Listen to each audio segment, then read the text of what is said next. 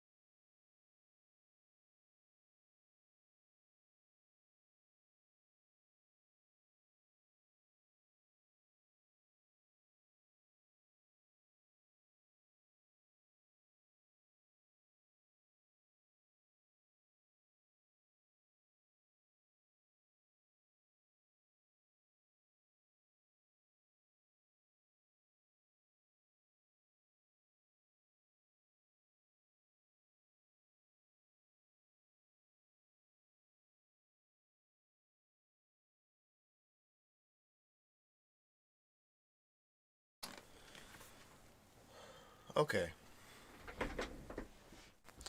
So, doesn't seem like we might have some people showing up in later in the hour, but I'm going to assume we are going to have an empty house today. So, um, a word of well, I don't know. I don't really want to say warning, but just letting you all know that I find it much more difficult to teach to an empty or an empty room and speak. I mean, I don't know. It's like I'm already talking to a camera, regardless of whether or not the number is up in the chat room and the on the other side of the screen or not. And of course, there's going to be people coming in and watching this later on. So I'm going to be tailoring it towards those of you who are watching the VODs, and I'm not even sure if anyone will watch this VOD, but if you are, hello, welcome, and sorry for the wait. We're going to talk a little bit about some chord progressions today. I said that for the past few lessons of this week, but I want to kind of focus on it more today. We're going to talk about some. We're not going to talk too much about like the specifics of how it works, and because there's like this whole system of how chords follow, like of how chords work. Like there's a harmonic scale, and because chords are the same, depend no depend excuse me, non-dependent on what octave you're at. It goes around in a circle. There's a bunch of things I want to kind of talk about, but we're going to use some really common like pop chord progressions, just some examples that we find online, so that we can cut down on some of the explanation and just start with a sort of template, and I can guide you to some resources that will explain in more detail and better than I can the theory behind harmony and chord progressions. I will try my best, but once again, it's hard to teach to an empty room. Let's do it. Let's do it.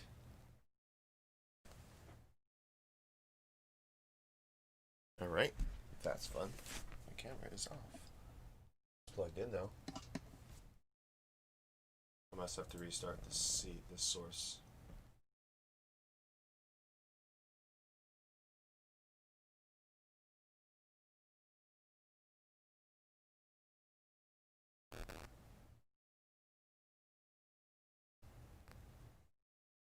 Are you gonna activate?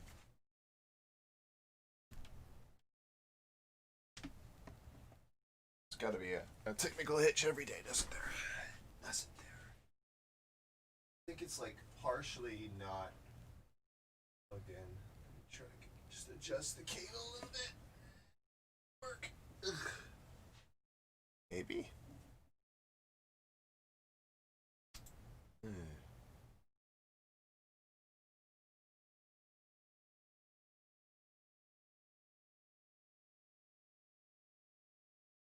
Jeez. All right. One sec. We're gonna fix this whole issue. Properties.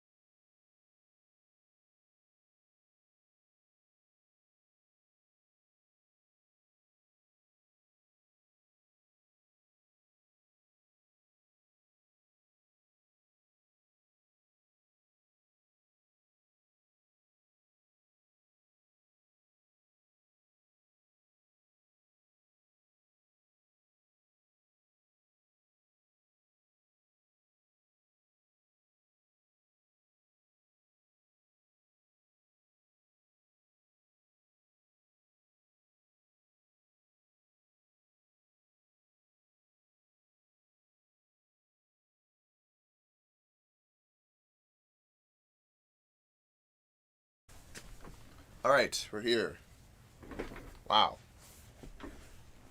Webcam decides that now is a good time to need to be unplugged and plugged back in for it to work. Anyway, I've been looking up a couple things.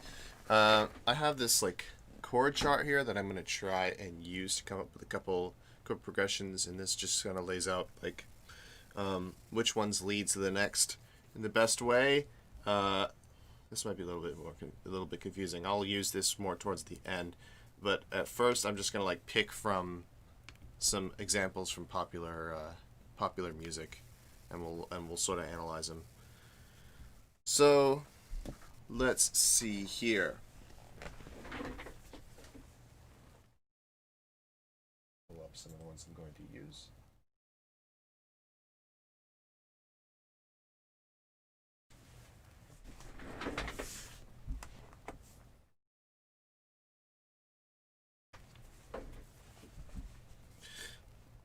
So, before we start, like, just picking chords at random, or not at random, but from these examples, let's look at this here. I just drew this up for stream. This is a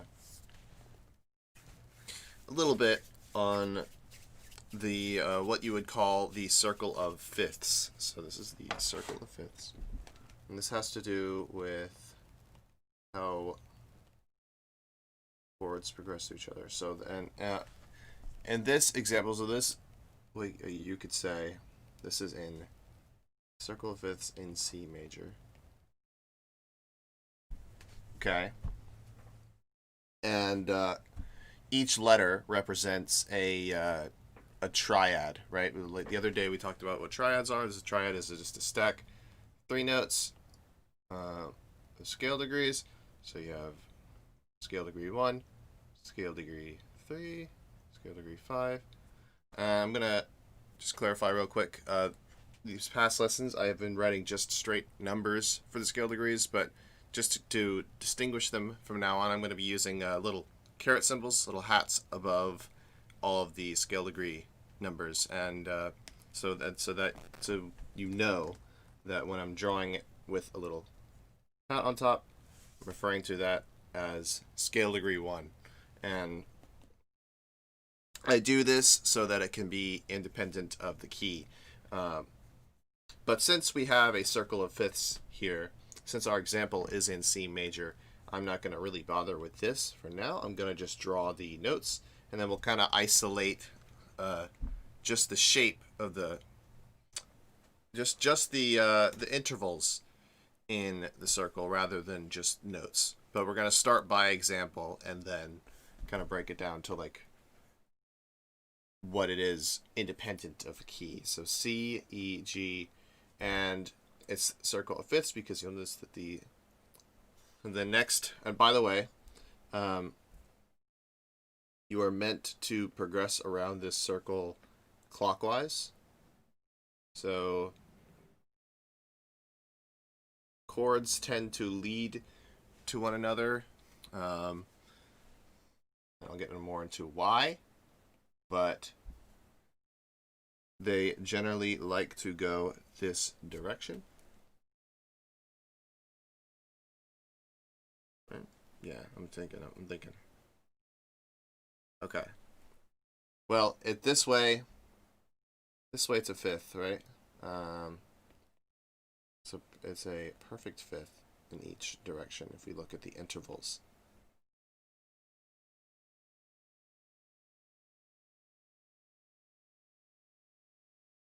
If we look at the intervals, like just between the notes themselves, they're all fifths apart. So, for example, this C to G, that's a fifth. So 1, 2, 3, 4, 5, 6, 7, and that's the same for all of the chords on this, or for all the notes on this circle. Goes around in perfect fifths. Okay.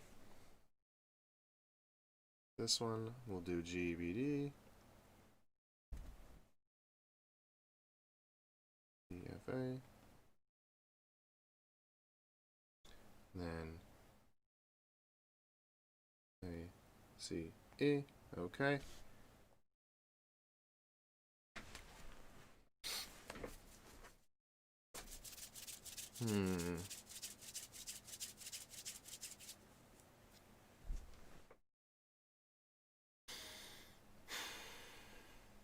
Thinking of the way I could get this to make sense.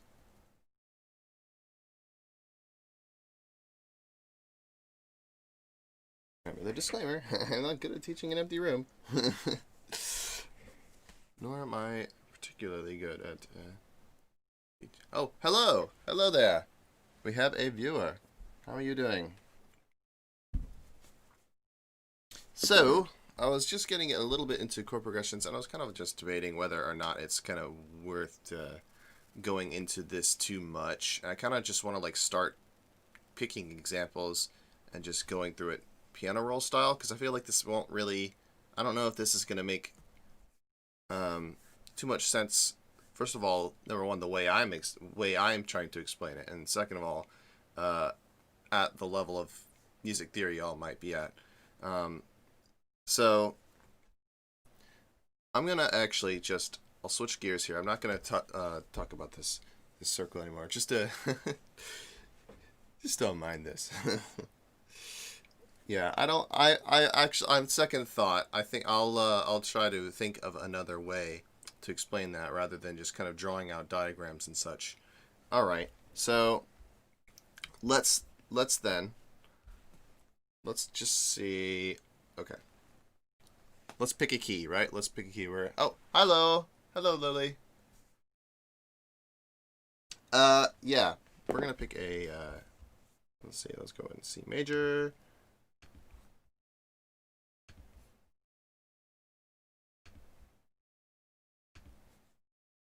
Okay, keys down here at the bottom, right? Okay. So let's see. What chord progression should we choose?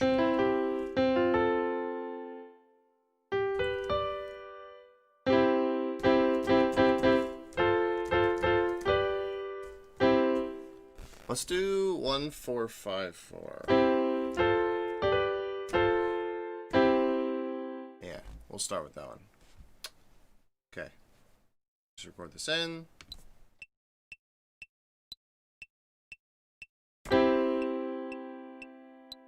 I'll go every measure. Just whole notes here. 2 3 4.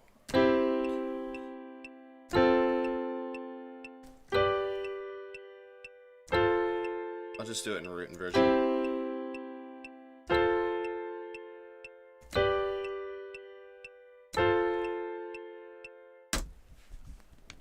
Okay, let's just take the second half.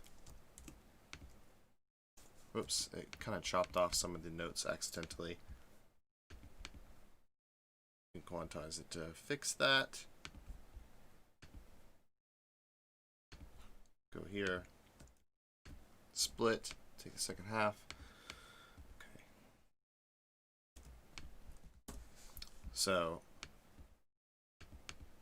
this is 1 4 5 4. And I'm gonna give this project to anyone who's interested. I'll make it an assignment without a due date, and I'll just kind of like make it some basic chord progressions project, and I'll kind of have it like laid out one after the other. I'll like do a chord progression here, and then I'll maybe make a space, and then I'll do another chord progression here, and perhaps I'll make some extra tracks beneath it to kind of give it like a bass line, and then some extra variations of that just as a resource.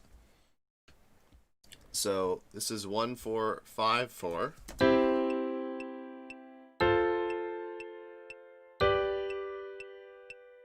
Now what do I mean? What do I mean by 1 4 5 4? That's not what I wanted to pull up. We have 1. Remember, our key is in C major. As of now, all right? 1 4 5, 4. I don't know if I've ever really clarified that we use Roman numerals for when we write chords out, but when we're talking about like what do I mean when I say the Roman numeral, right? The Roman numeral.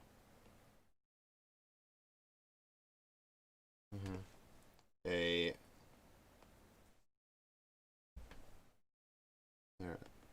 they stand for the triad. Oh yes, that's the word I'm looking for. That's the word I'm looking for. They stand for diatonic triads.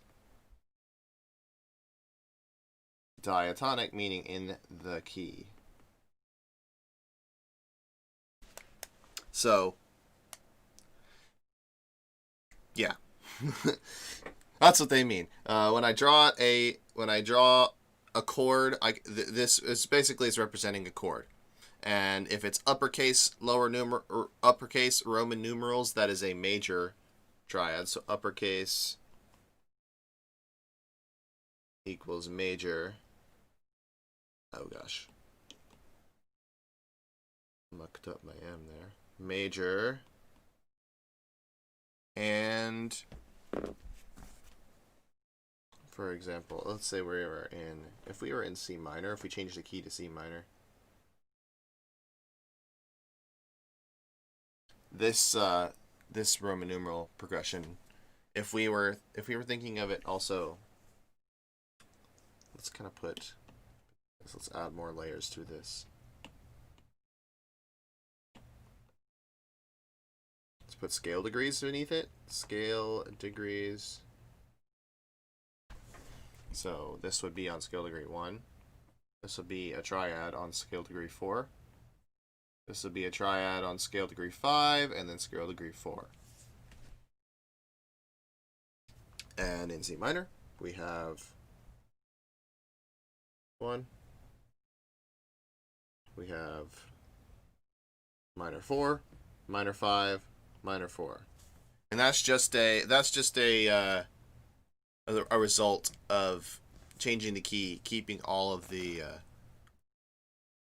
notes the same. Well, not all the notes it's the same, but like making triads on those same scale degrees. The notes all change, and then therefore the quality changes of each one. So when we're using lowercase, it's equal to minor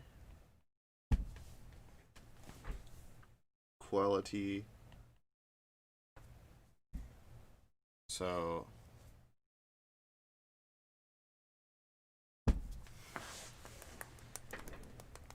okay.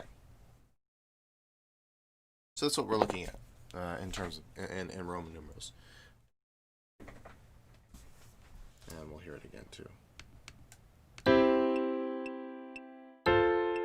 So in C major,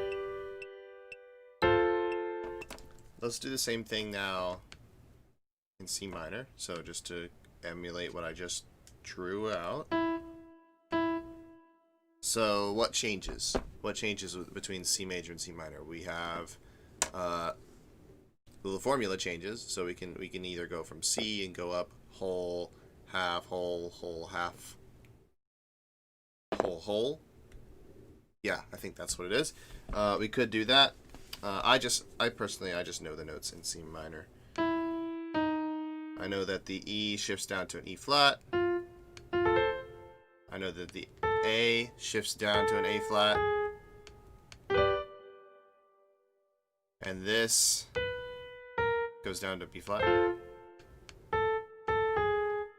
But actually, I think this time I'm going to change the 5 back to being in major because I can.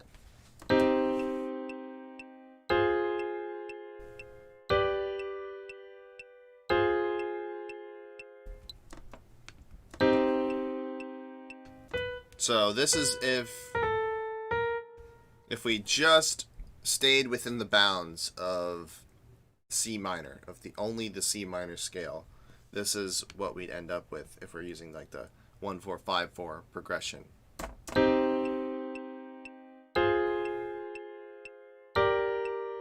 to G minor, F minor, make it loop.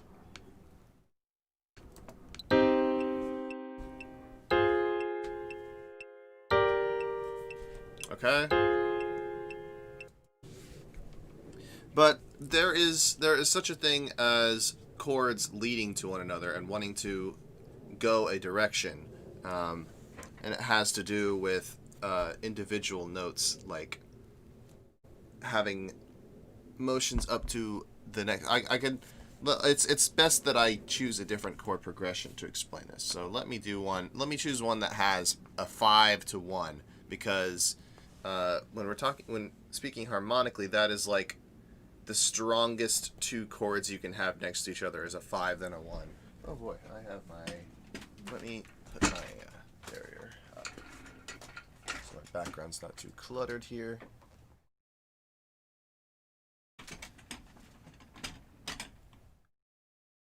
Okay. Let's choose a different chord progression. Oops. I'll just.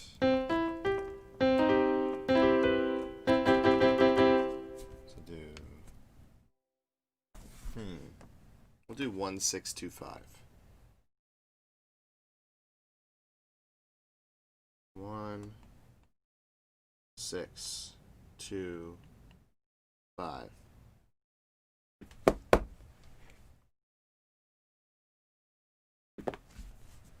So 1 and then 6. That's gonna go down.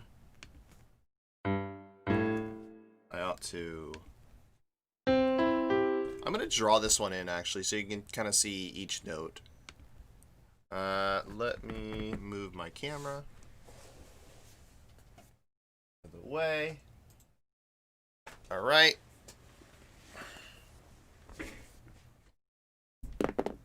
So, let's make a new region. Create region. Okay. I want to draw out, I'm going to extend it out to 4 bars.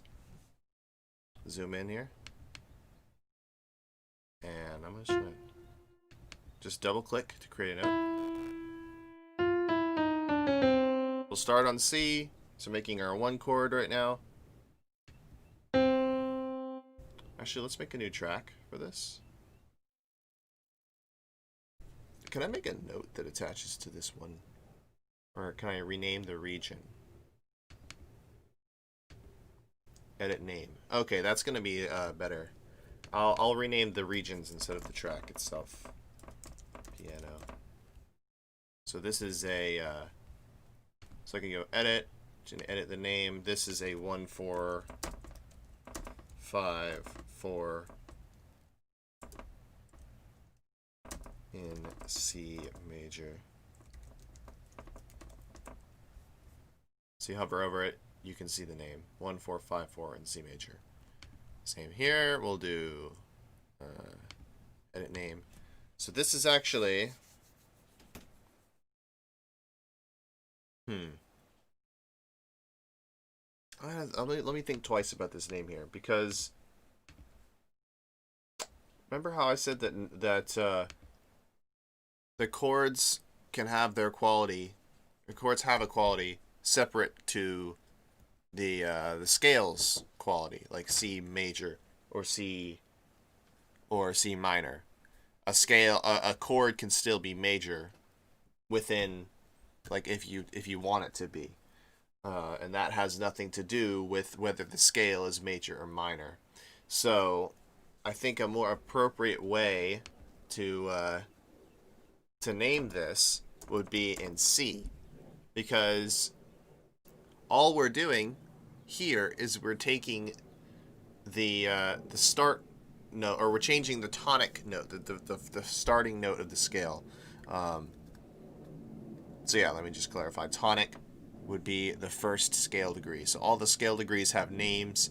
I'm only gonna talk of a few because the other ones are kind of complicated and why they have their certain names. And I think it would be beyond us to talk about them.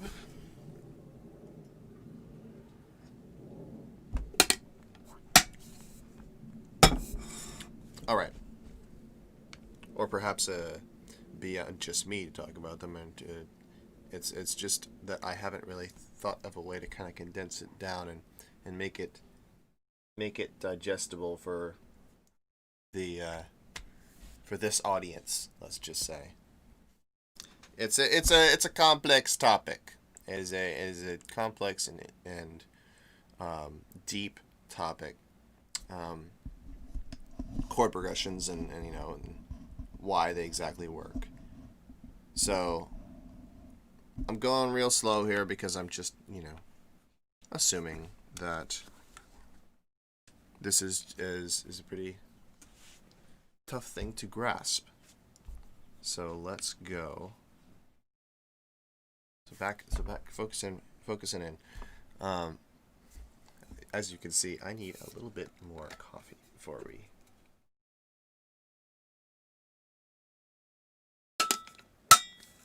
Oof. Okay, so I have a first clip named. Oh, I forgot to actually confirm the name. Name change. 1454 in C major. I had just said that the quality of the scale and the quality of the chord have nothing to do with each other. The quality of the scale just kind of gives you a template to pick chords that end up having certain qualities to them because of the way their intervals are stacked. So let's just say in C, because we were in C, it's not that because we were in C, the quality of the chords ended up being well, it's not that the chords have to be this quality if we're in C major. They can be something else. But it just happened to be like, here, how else can I translate this?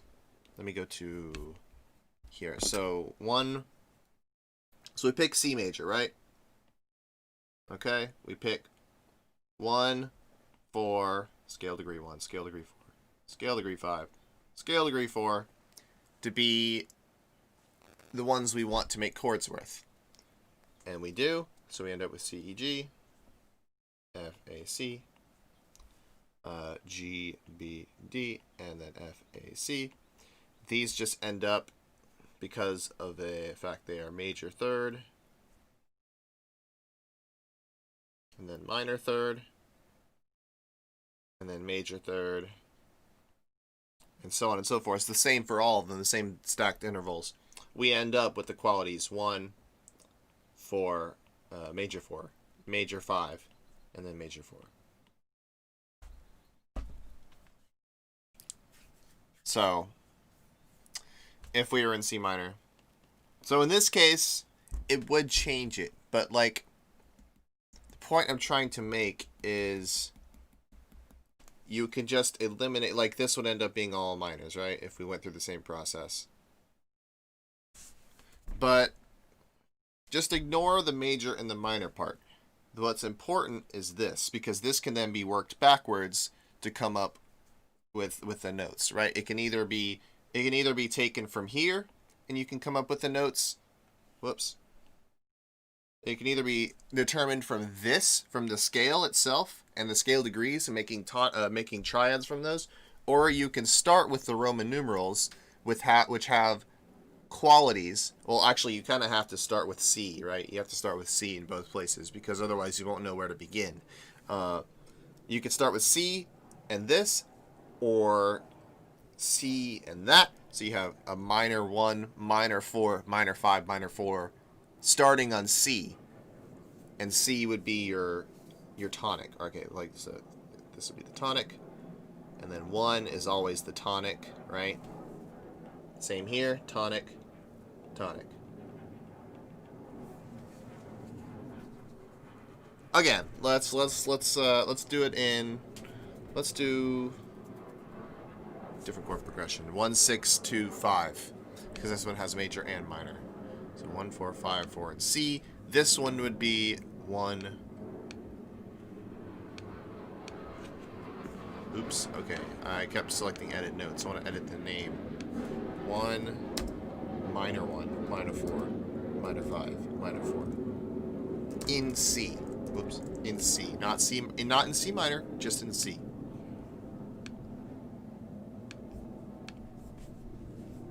Okay.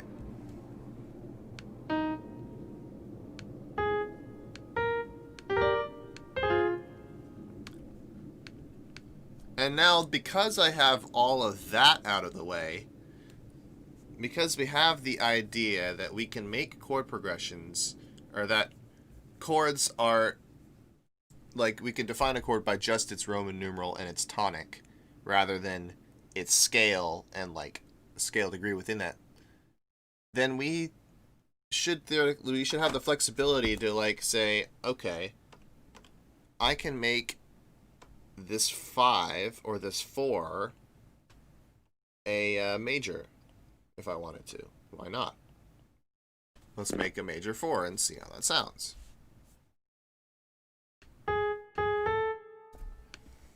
And now we have... Oops. I don't know what happened there. Oh, it went to the loop region. That's what happened. Gotta move the loop region back so I can hear measure 5.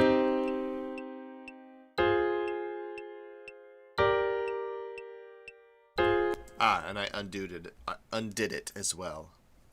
I can change both of these A flats to an A to make it a major 4.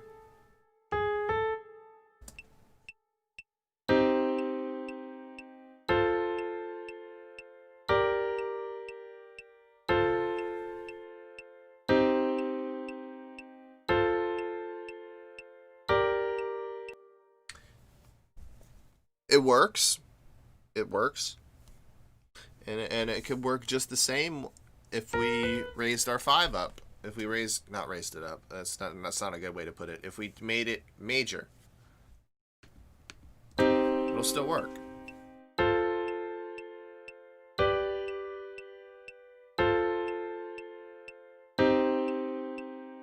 You just have to be careful that, remember, we're just focusing on chords. We're just focusing on harmony.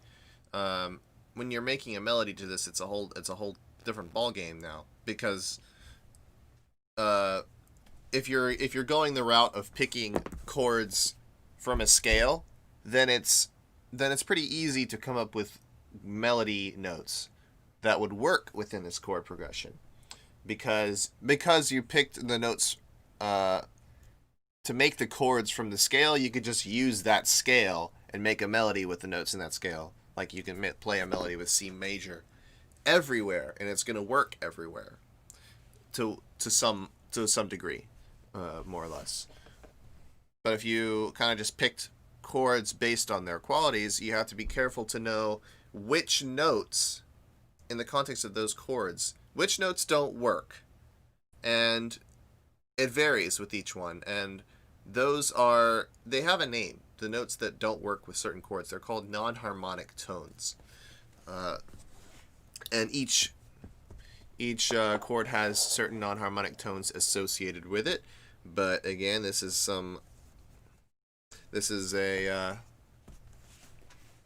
not a subject for today. Let's just say that. Let's just say it's not a subject for today. It'll be later on when we come back to this. Which we will, because I'd like to get all of those concepts out there and all of the theory behind these chords, so we're not just seemingly picking these letters at random. I would like to have some sort of or all of us to be able to come up with chord progressions on our own at the very end, even if they are by example, and then to at least understand a little bit about why we're picking them, why they work, and how you can mess with it. Anywho, let's pick a couple other chord progressions. So we have this one in, oops, I needed to add the name, so I was messing around with different types. I think I'm gonna leave it with just a major 5, minor 4s.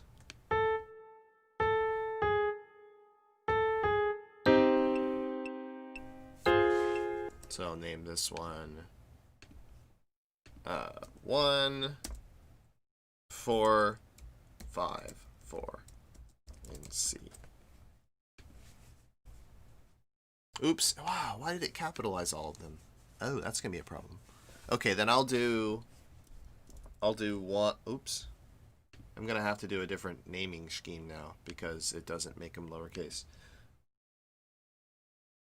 We'll do then I M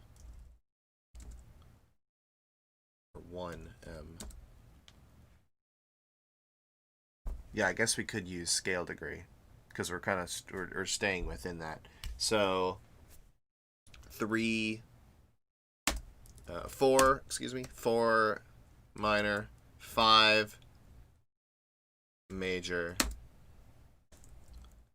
We'll just do, we'll write it out. Min, maj,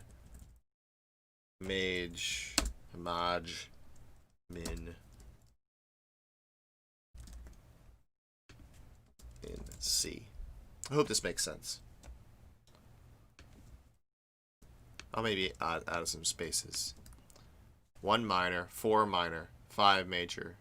Oops. 5 major, 4 minor in C. Okay. I could even do them, well, if I did them in Roman numerals, I couldn't do them lowercase. See this one's correct. The 1 4 5 4. It's just a drawback of the naming.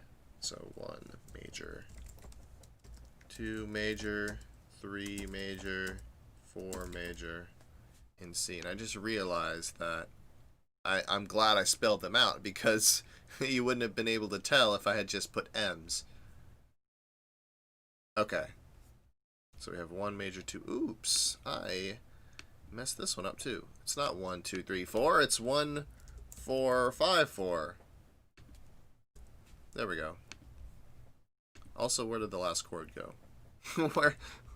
What? Where did that last one go? Interesting. So we'll play this. Curious about this little silence here.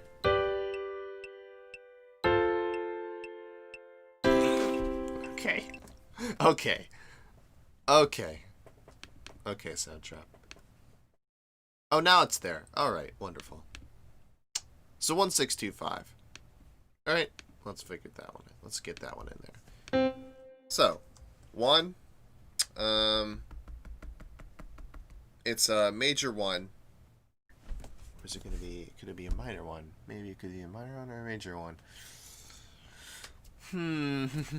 What was, let's see here.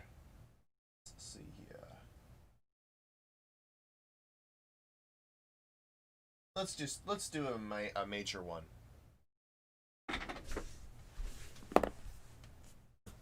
So we're starting from here then. Oops, let me get on my laser. We're starting from this point. I'll draw it out in this point here too, or this way here. So we're in the key of C major still. Okay, we're doing a 1 6 minor 6 minor 2 and then major 5. Okay, so then we have this sort of motion where we have it wrapping around. So 1 major 1 minor 6 minor 2 minor 5, and you'll notice that the distance between these chords, these are chords. So okay, so let's go ahead and so between 1 and 6 we go down a third, and we could think of it as up a third or down a sixth. Up 6. Up third. Down 6. And then this would be up a fourth up a third, or down a sixth.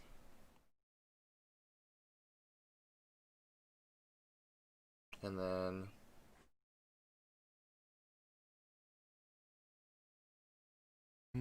no.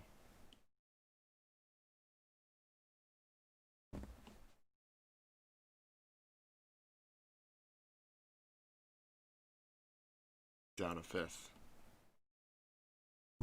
Okay, so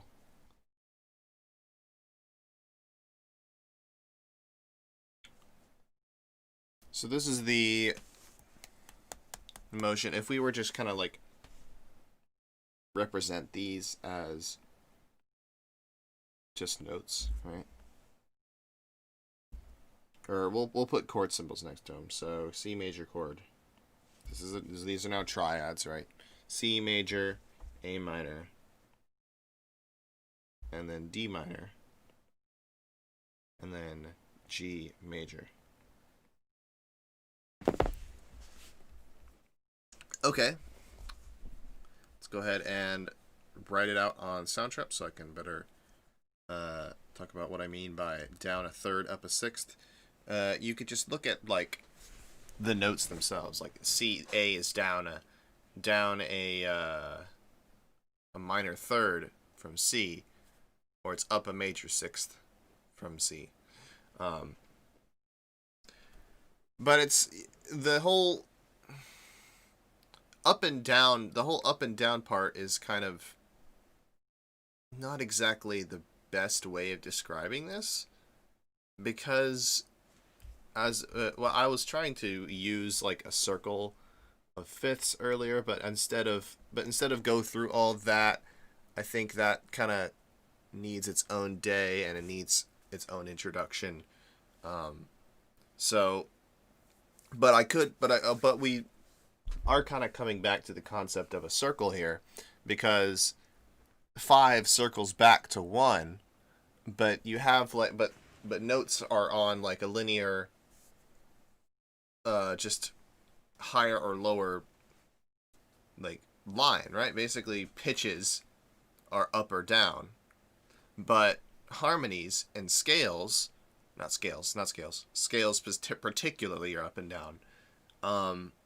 But chords are cyclical, they're circular, because of the fact that a C major chord, or any chord for that matter, is the same whether it's here or whether it's here.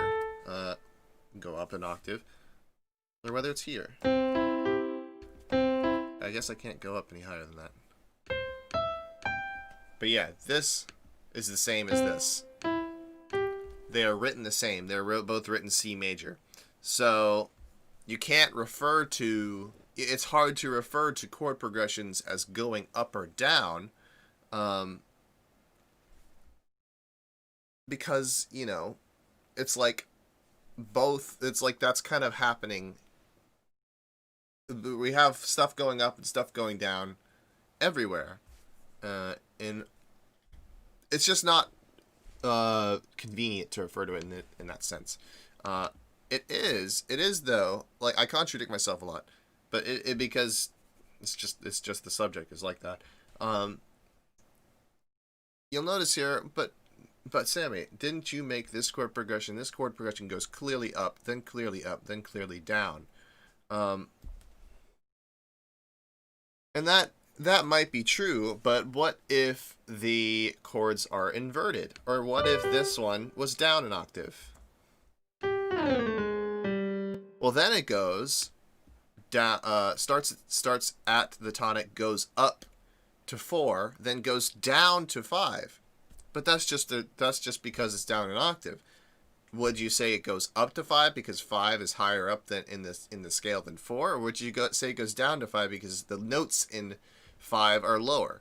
So that's kind of the question that we're asking here, and the answer is it doesn't matter, and up and down are not the right words to use. It's more about how far away on the circle are we from the tonic, from the first chord in our progression, so the 1, and how So we're sort of getting away from that. We're going away around the circle to other chords and visiting those other chords. And I really need to come up. I suppose I could like link to a good example of the circle of fifths. Musictheory.net has a really good sort of introductory course and visual of the circle of fifths. And tomorrow I want to touch more on it and kind of just prepare myself a little bit better and give a more concise explanation. But today's just kind of like, and of course, you know, fleshing out this demo track a little bit more, because I'd like to have it maybe just, I don't know how many chord progressions, perhaps just like 4 to choose from, and then we could have, I don't know how it's all gonna work, but right, but this is gonna be a 2-dayer, 2 or 3-dayer, because I really want us to understand chords, and I'd like to be able to explain them clearly. This is for both of our sake. It's been a while since I've really gotten back and just kind of delved into the theory of things. It's just been all like production for me and just kind of writing music. But I've neglected to just go back and look at the numbers and the theory. So, learning experience for all of us. So 1625. I'm going to draw this out real quick on the Soundtraps. Yep. So I'm going to draw it out by using the piano roll so we can see each individual note being drawn in. So let's do, I'm going to option drag this so that I can copy the note. You'll notice how a little plus appeared. So I clicked on a note, I held down option or alt, and I dragged it, and that allowed me to duplicate the note. So let's build a C major chord. So a 1, building this guy right here, the 1 in C major, easy. A triad on 1, major third, minor third. So 1, 2, 3, 4, and then whoops, I forgot to hold option, and then a minor third up to G. And you'll notice I got it wrong. But there we go. Now it's right. Let's choose our 6. Okay, so our 6 is going to be in minor. So the 6 in C major starts on A. And then, oops. Let's just double click. And then C. And then E. We can just use the same notes, the same C and E we had, because these are both in the scale, right? Easy enough to just pick them.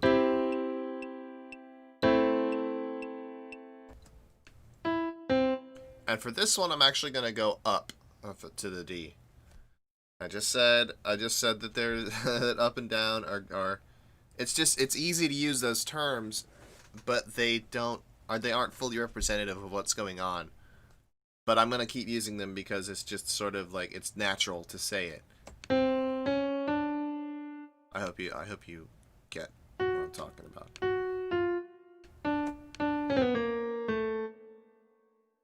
We're going to invert it as well. So this one we're going to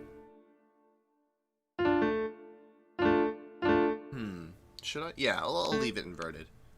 And then we'll go 5. So we'll go, we'll make another inversion for this one too.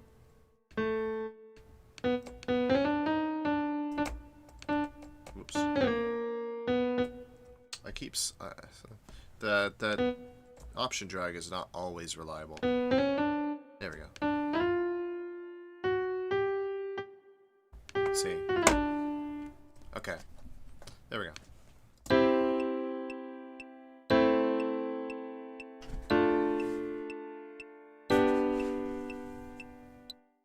That's our 1625. I'm going to make them in root inversion, just to make it more clear.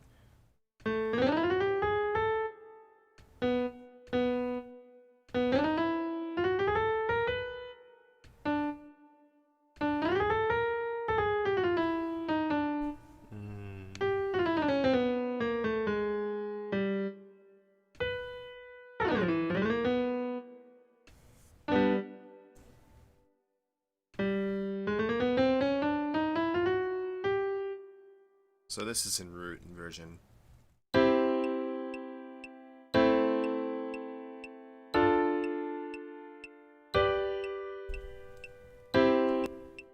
Oops, sorry.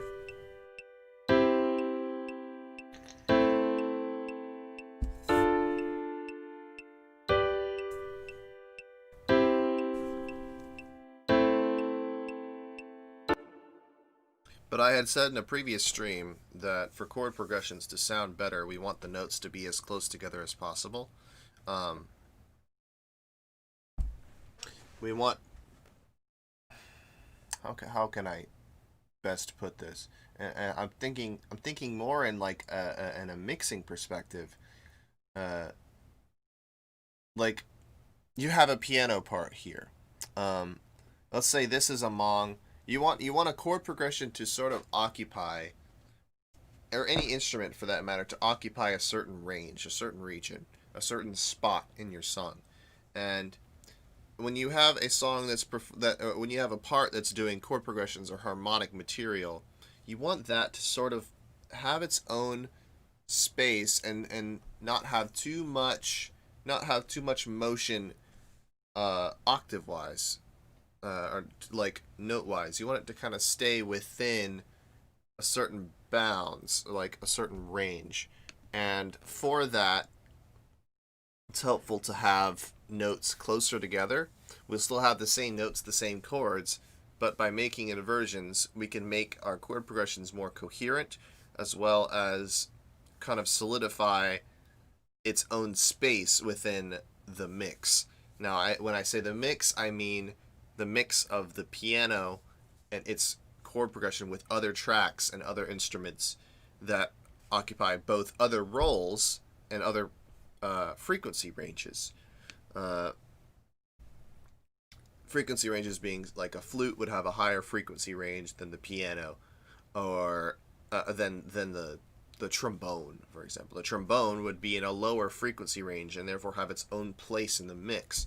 And I'll get more into that side of things when we talk about effects and mixing, which is going to occur later on, because I want to talk more about theory and notes and rhythms before I get to techniques like effects and mixing, because you need to have material in order to affect it, and you need to know what type of material to play. Okay.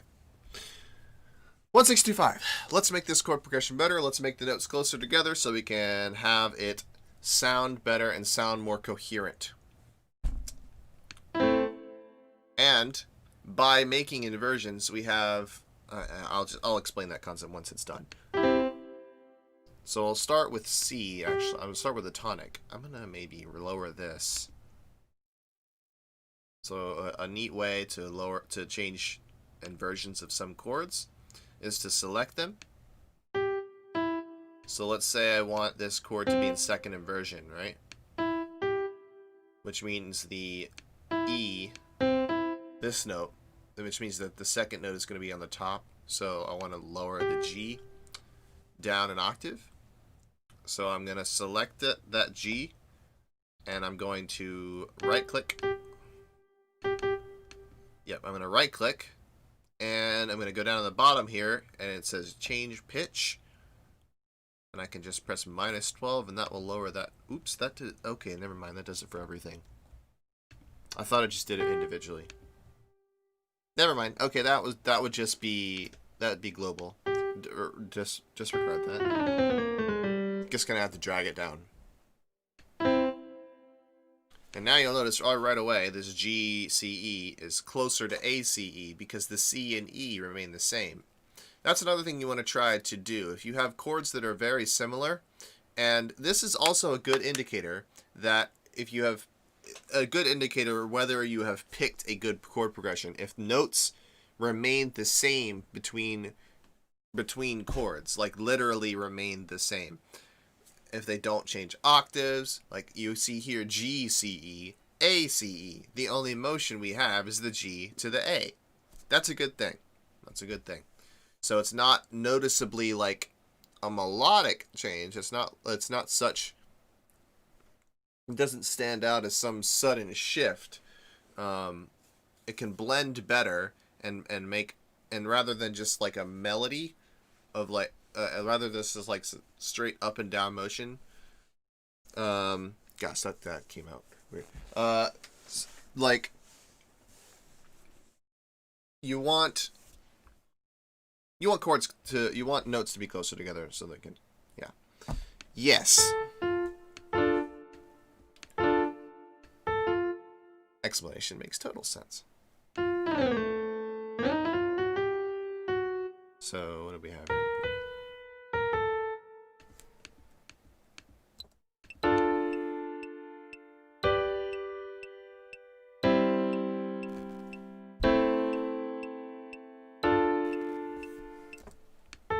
Let's make this one more coherent. So the less movement between chords, the better. So let's take this note that's way out here, this A, and we'll lower it down an octave. And then this last one's way out here, way up above everything else. So we want to bring it in line. And that can be done. Let's see if we can just lower the whole thing by an octave. And we have this kind of this big gap here at the top. Perhaps we can lower that or raise that G up. And now we have something nice. We have a little bit of motion up here in the top. And before we even listen to it, let's kind of break this down like in the thinking of each note in the chord, or each note in each chord as like its own little melodic line. So you notice I've selected only the bottom notes, and you'll see it goes G, A, C, B, C, what?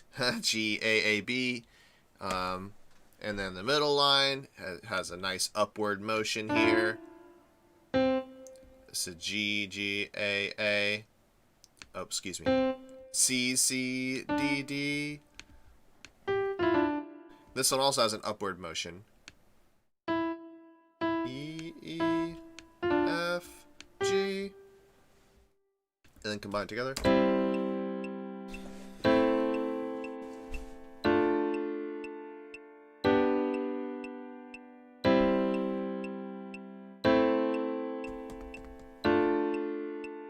So you can kind of think of this whole line, of this whole chord progression having an upward motion everywhere. But then it's just like it kind of. Remember how I said that chords work in a circle, or chords harmonics work in a circle, because this is the octaves or chords remain the same no matter what octave you're in. So in that thinking of that, it kind of feels weird. It feels off. You almost don't need to describe it. It's like something you can tell that something's off with this chord progression. It's just like it goes up, up, up, up, and then it just cuts right back to the G at the end, or to the tonic at the end. It doesn't feel like it comes home, right? Chord progressions are supposed to go somewhere and then lead you back into a repetition of it again. So this just goes, up, up, up, up, and then all of a sudden a drop off, up, up, up, up, a drop off, up, up, up, up. So to fix that, let's mess around with our notes a little more. Perhaps we can bring this G back down. And perhaps we can maybe take this E and lower it down.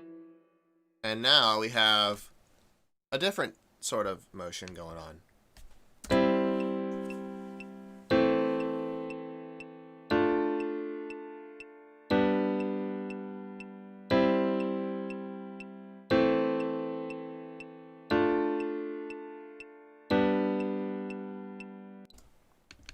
So arrangement-wise, let's do something with this then. So we'll take another repetition of it. We'll go here and let's put back the old chord, the old one we just had. So E and G can come back up. And now what we have is sort of some built-in motion.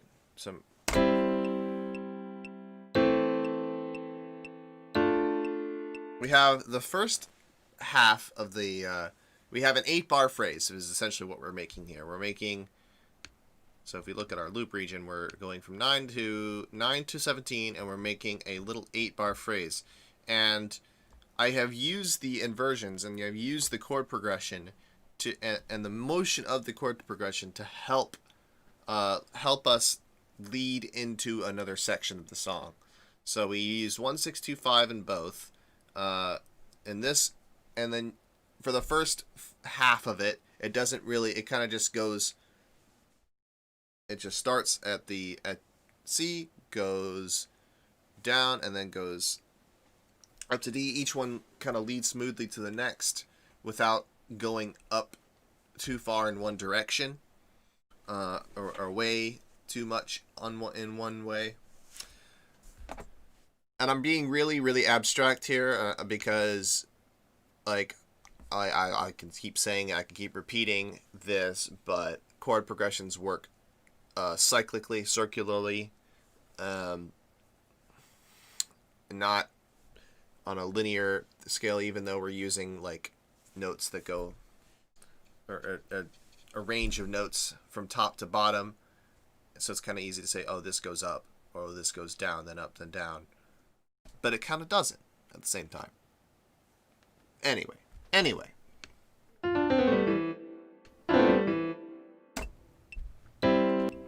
Let's listen to the whole thing.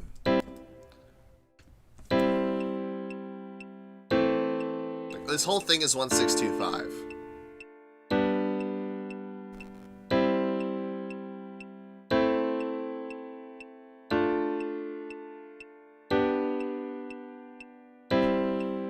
And then you'd have maybe, then I assume after that you would have this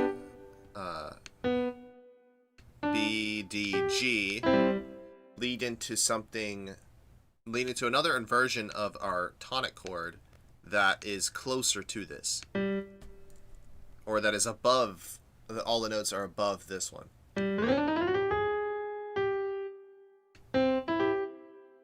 So then you'll notice now the notes are closer together. This will sound better leading into the tonic than it would if these two notes were down here. Let me remove the loop region so it actually happens. It just feels off. It just doesn't feel strong. Let's raise these two notes.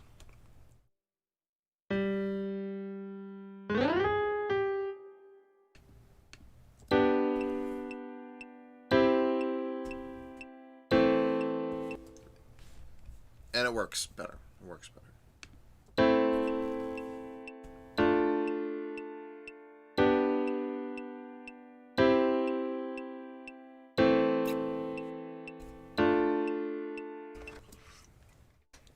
Okay, cool. Okay, cool. All right. Let's just take this part out. So this is, we'll join these two together. Merge the regions, and this one 1, 4, 5 more 4, 5, 4.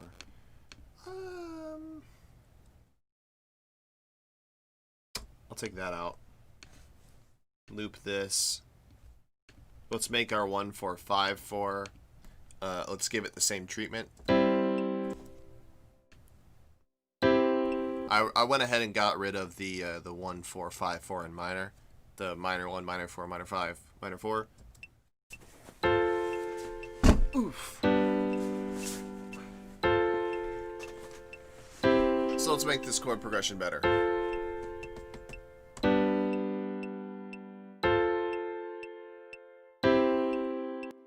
First of all, we're going to start with the C, E, G. We'll start with that in root inversion. We'll pick an inversion of FAC that is closest to C, E, G. So it's looking like these two notes are going to come down. So we have the C the same. The F is really close to E. A. Well, A is going to be, looks like it's going to be closer up. If we move it here, yeah, it's only a whole step away from G. So G to A, and then E to F. C stays the same.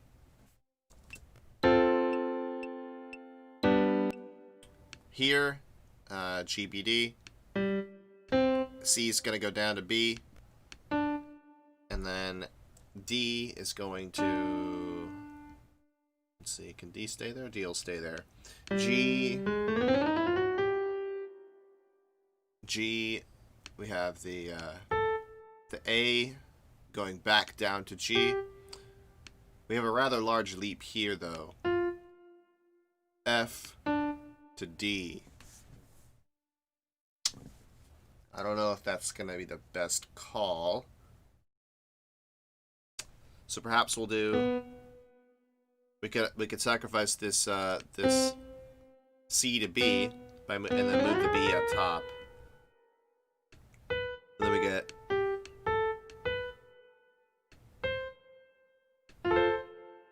we get another like just upward thing going on. It might not sound the best.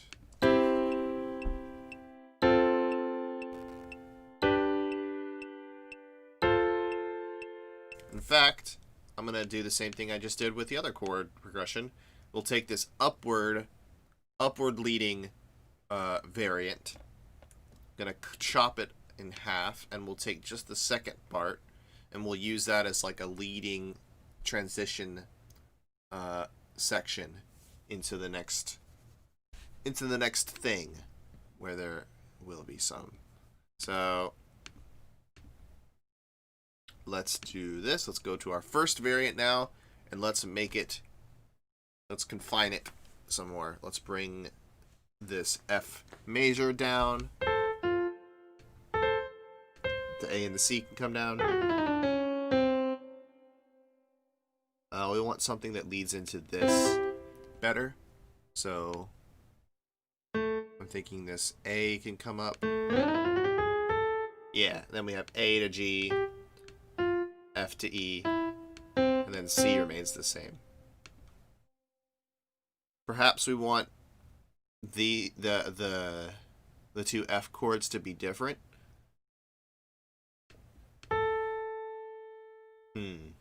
Okay, then I'll make this A lower.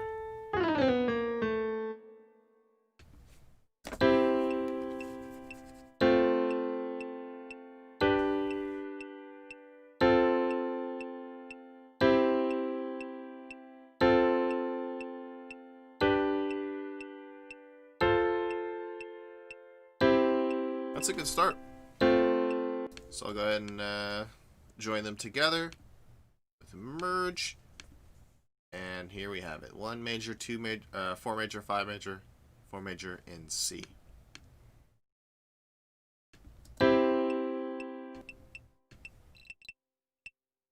Let's listen to 1-6-2-5 in major. 1-6-2-5.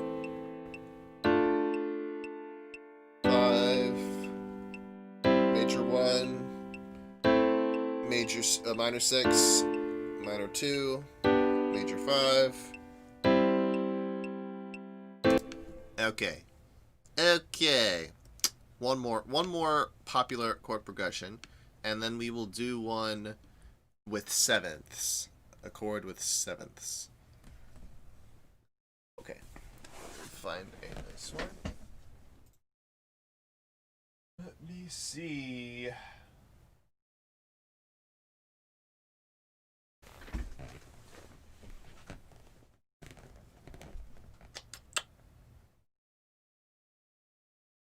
So 5-1 is a good goal to have when you're thinking of a chord progression. Like lots of them will end up, lots of classical music, that is, like especially classical music, will end up on 5. You'll start on a tonic, and it'll end up on a 5 chord, and these 5 chords are called dominants because the dominant chords lead to the tonic chords or other variants, other tonics and other scales. How can I explain this the best way? It has been a while since I really delved into this. But a 5, just regardless of all of that, all those technical words and such, 5 it has a strong tendency to go to 1 because of the notes within them. So like, so here we have a 5-1 motion.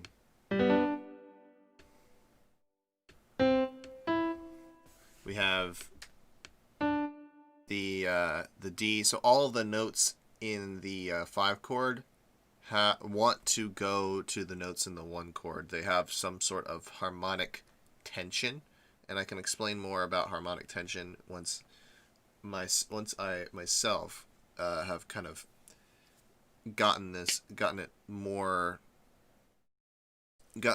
to a point where I can make better words and digest it and explain music theory in a format where everyone can understand, because it's lots of little technical things that aren't important, and I've got to also go through and decide.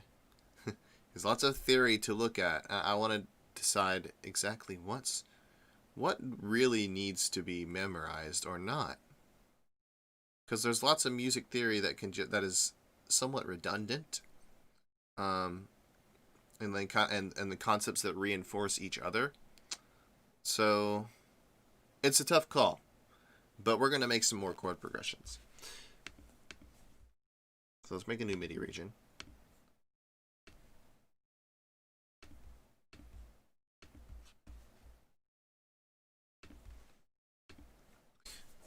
Okay, let's see. Let's do 1, 5, minor 6.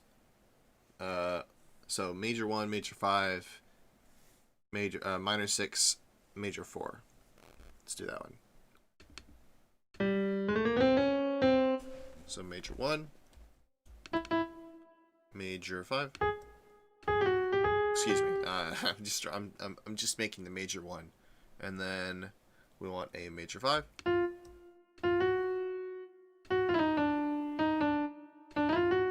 Just a root position. And then we want minor 6. Then we want a major 4.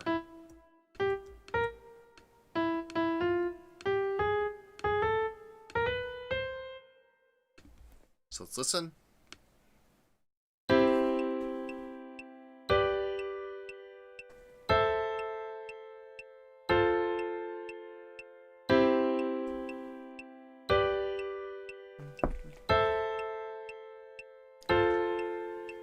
There's probably lots of songs you can think of that have this chord progression.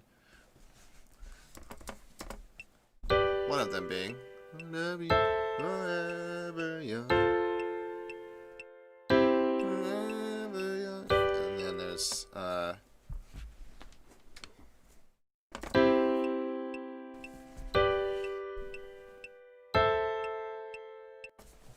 else is there? I think there's a Beatles song that has this progression. I'm not sure if I remember exactly. This is my...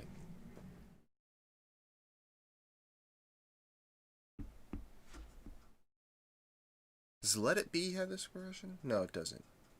Bum, bum, bum.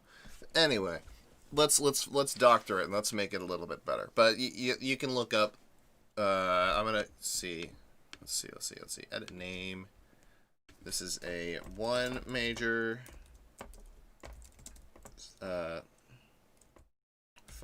major, 6 minor, and 4 major.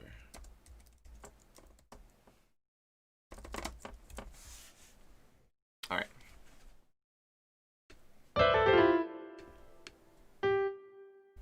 Let's make this work.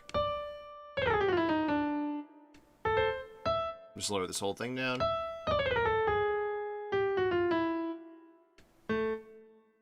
Raise the A.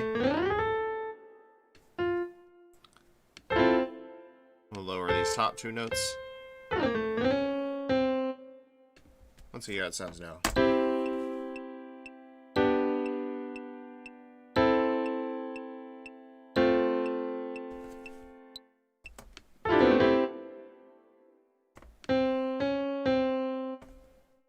Double it.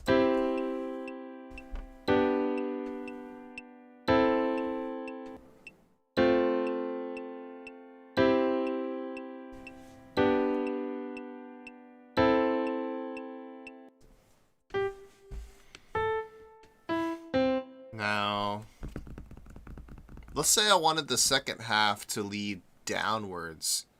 Maybe maybe this was like the chorus section, and everything was up and everything was full, and you have, you know, the words that you know in the song going on in the background, and you want to transition into sort of like a breakout section where everything calms down.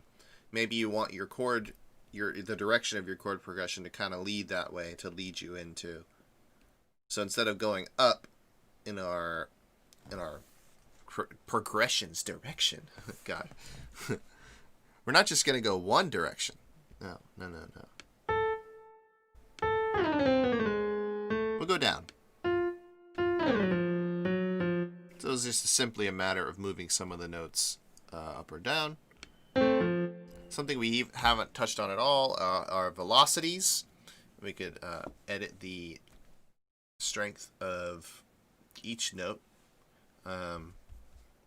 Another dimension to it. You not only have the notes in the chord, but you have the volume of each note in that chord.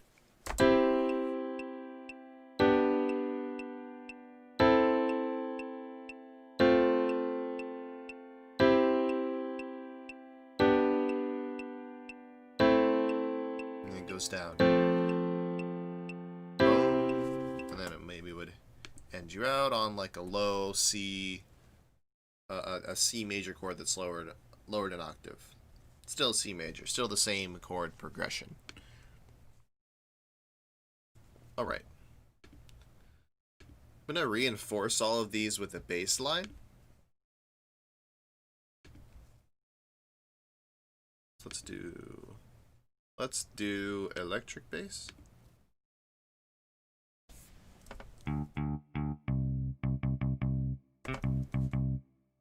Sounds pretty nice.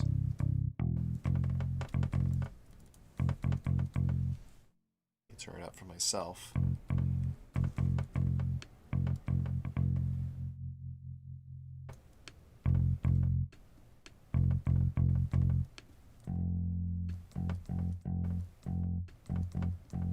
Just finding a right sound. It doesn't really matter, but it does.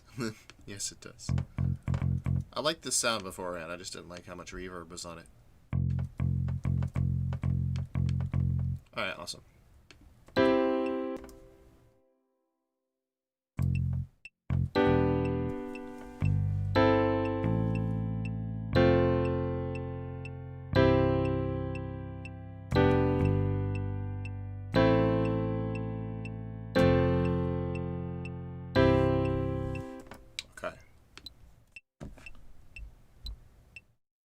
And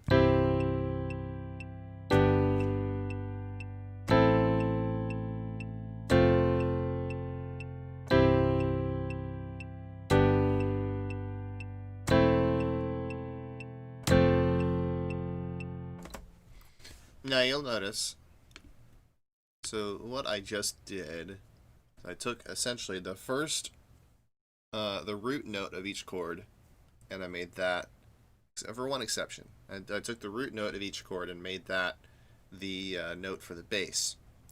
So for the one, the C major, I took C as our note. And this is pretty much consistent. Yeah, for both times I used C. And then for the G major, for the 5, I used G. I went up to a G. And then I used an A for our minor 6 because that's what it is. It starts, or that's what it starts on. It starts on A, C, A. So it goes A, C, E. Use A for our bass line. And then guess what? We use F for our 4 because it starts on F. However, in the second half, we go C, G, E, and then F. So we get a different motion on our bass line, but it still works because E is the third note in our minor 6. We have A, C, no, excuse me, the second note, the last note, the top note. It goes A, C, E. So I'm using the 5th as a bass note rather than the first, rather than the tonic of the chord. And that also works because it's got that note in there. It just, you know, you can use whichever note you'd like. Whichever note you'd like. As long as it's within the chord. And it's not a non-harmonic tone, which we haven't gotten to yet.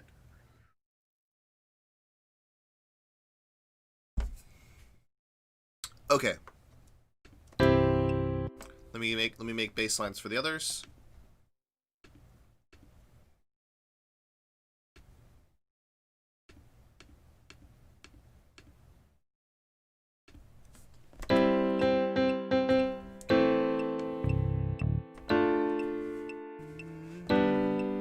Our chord progression here is 1. It's 2, 5.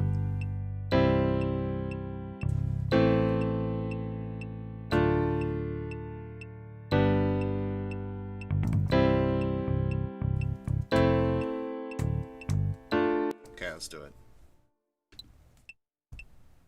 1, 2, 3, 4. And 2, and 5, and 6, and X, and 2, and 5. Ah, little melody hit.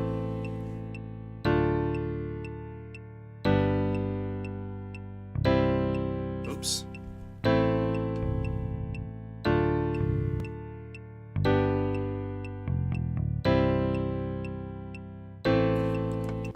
I'm going to alter the bass line in the second half. Similarly, I'll leave this an A. So we could bring these notes closer in. Similarly to how I'm bringing the chords closer together, the bass has its own frequency range, its own spot. So we want to avoid jumping around too much with these notes. So like you'll notice that there's a big jump here. This C all the way up to A, and then back down to D. Now this is all right. This is not necessarily a problem, but generally I like to keep instruments within a certain range. So let's maybe lower these to an octave and see if we can get away with it. Also, I don't want to go any lower than C because that I don't think it'll sound any good if I do. So maybe not, actually. Yeah, it's not gonna sound very good. But ones that are like extremely up there, like, okay, well, what we could do, so we could take all these A's. We'll take one of the A's. We'll take the first A. We'll lower it down to another degree, or it's another member of that chord. So we're on the 6. We have A, C, and E to work with. Let's choose C. Same note as the beginning? Perhaps not. We'll choose an E, because E needs right down into G, right down into D.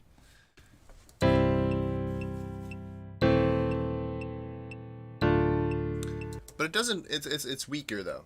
It's weaker. It is a weaker bass when you do that. So it's kind of up to you. Like, it does support it, but just doesn't support it as much as that A.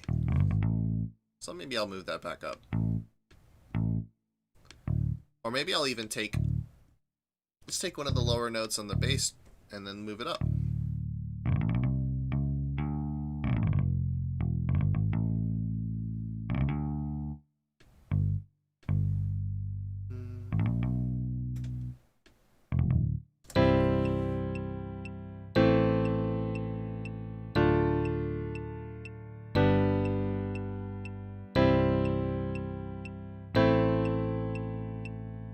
Oops.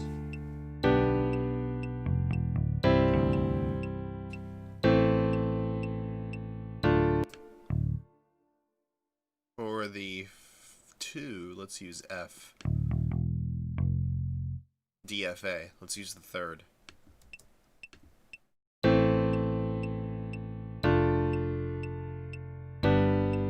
That works. And then for 1, 4, 5, 4, this one's easy. C, F, G, F. But we could choose other notes if we wanted to. So C, F, F, G, F, C, F, G, F. That's it. We could use this though. E, F. Oh, you can't see the keyboard. C, E, F, G, F. Or we could use... I can't play the keyboard while I'm holding down Control. Interesting. We can use C. We can use F, and then G, and then F. Or we could use this, because it's the 3rd of C, E, G. Then F, and then D. So the first time I'm going to use this. Second time I'll use this. Maybe I'll use... I'll use that, because it's the third of 1, and then the 3rd of 4, and then G, and then the 1st of 4, and it makes this nice downward melody. So cool. Let's do that. 2, really. Yeah. Oops, recording in the wrong place. Let's try that again. So starting with the first one.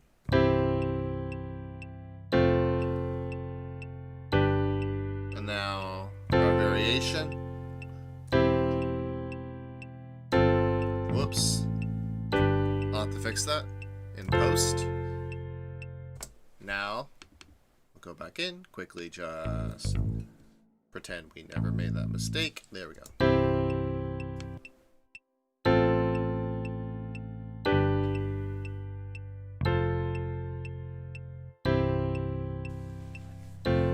So, option 1.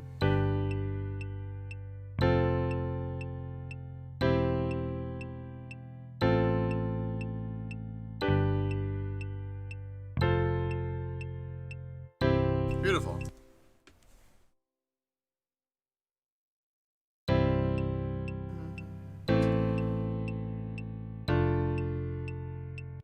And I guess tomorrow we can add some basic melodies to this, or I'll make it. I'll do a little. I'll basically sum up and try to dumbed down a lot of these chord progression concepts come time for tomorrow's stream. I'm going to cut this one short today because of the, because of the lack of, not just the lack of viewership, but the lack of coherence on my part.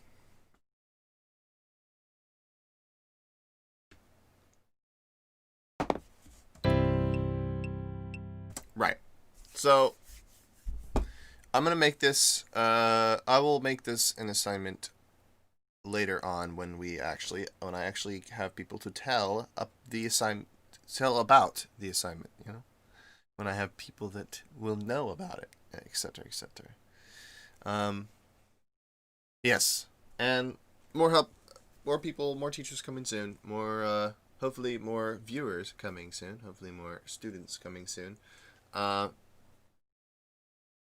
Yeah. Yeah, I think that's, let's see. Anything else that I'd like to do here? I'm going to save the project. I'm going to go back to here. I'm just going to sort of... So, things we've done today, things we talked about today, right? We have talked about Roman numerals, a little bit about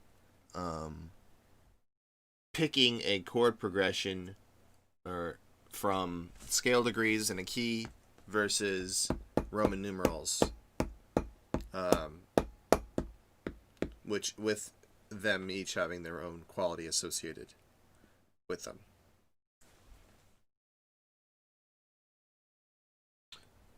Also this.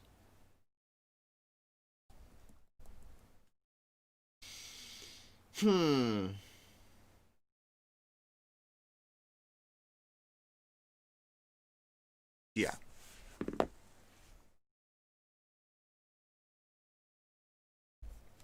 Okay. Let's call this chord progression templates. And then maybe I could make this a... Oh, 0 days left. Interesting. Perhaps I could... Oh, wow. Export MIDI tracks too.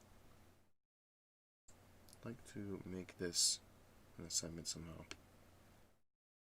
Let me go back to my profile then. Yes, I'd like to save.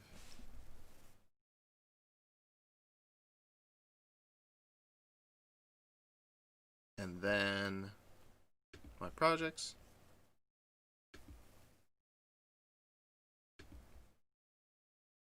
Okay. Using a link or not? How about not? So you can come in here, and now everyone can open up this file. I'll remind everyone about this tomorrow and kind of go over this tomorrow as well. Oh, excuse me, not tomorrow. Friday. Tomorrow is dance. Excuse me. I'm not gonna go live after dance because yeah, people aren't gonna be checking in after that. It happens before 11. But I found that people just didn't know that it was happening on Thursday. So we're gonna be doing it on Friday next. That will give me a little bit more time to kind of rehash this material myself and try to come up with a reasonable way of presenting this so that it's not just over your heads confusing. But that's the plan. We're going to have some sort of template, and we're going to have information presented in the way that you could come in and make your own chord progression and submit it on later on. Well, we have a viewer now. Hello. Apparently, I think I'm not sure if that's still Lily or not, but we are about to wrap up. So, yeah. Let's do this. It says assignment. Don't worry about it right now. That's going to be we'll talk more about that on Friday. So let me change this. I have to get this fixed, but next stream time's going to be Friday at 11. It's going to start at 11, but it doesn't really start until 11:15. Friday at 11. Yet. Wait a minute. Dance tomorrow. I believe it starts at 10. I have to check. It's tomorrow with.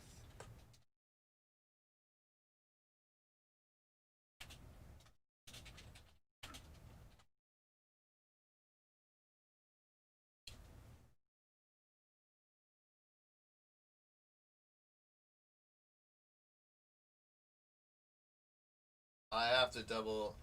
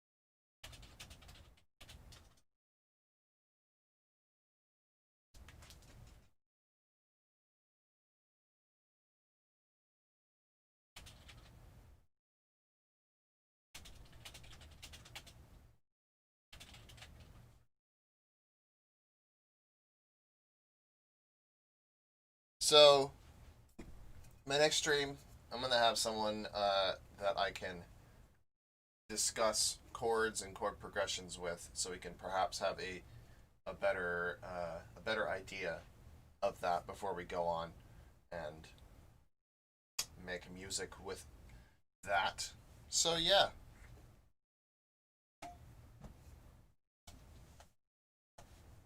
All right.